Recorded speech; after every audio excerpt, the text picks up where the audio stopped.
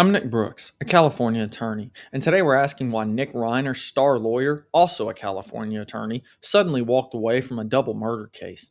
His attorney withdrew at an arraignment, and Nick now has a public defender.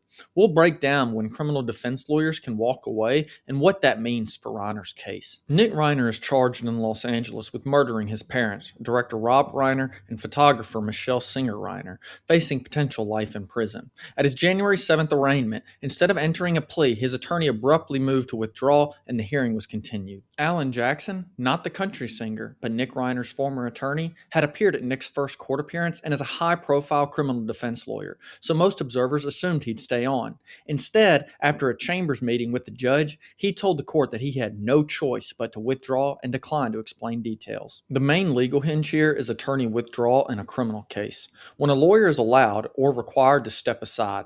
In California, that usually means an ethics conflict, a breakdown in the attorney-client relationship, or some other problem the lawyer cannot fully describe publicly without harming the client. Courts do not let defense lawyers quit just because a case is stressful. To withdraw, counsel generally has to show good cause, such as conflicts of interest, serious non-payment, a collapsed relationship, or other circumstances where continuing would violate ethics rules or risk harming the client's interests. Here's the twist. The same ethics rules that might force a lawyer to withdraw also limit what they can say about why they're leaving. That's why you hear phrases like circumstances beyond our control instead of a detailed explanation.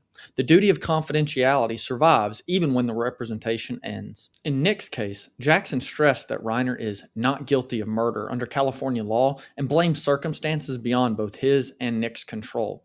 That signals something serious changed behind the scenes, but he's telegraphing he does not view Nick as an ethical problem and cannot discuss the details publicly. A lot of coverage immediately latched on to money, noting the cost of a powerhouse defense team and reporting that Reiner may be cut off financially. But ethics conflicts, new information, or co-counsel issues can also force withdrawal. So from the outside, you cannot treat any one theory as proven unless a court record actually confirms it. For now, Nick is represented by a Los Angeles County public defender, and his arraignment is reportedly reset for late February.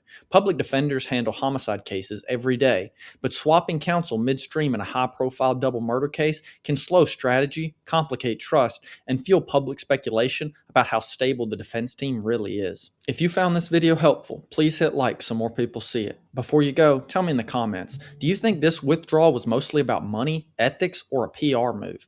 If someone you know is following the Reiner case or works in criminal law, send this to them so they can see where the legal line really is. And if you want more breakdowns like this from a California attorney, subscribe and turn on notifications so that you don't miss the next episode.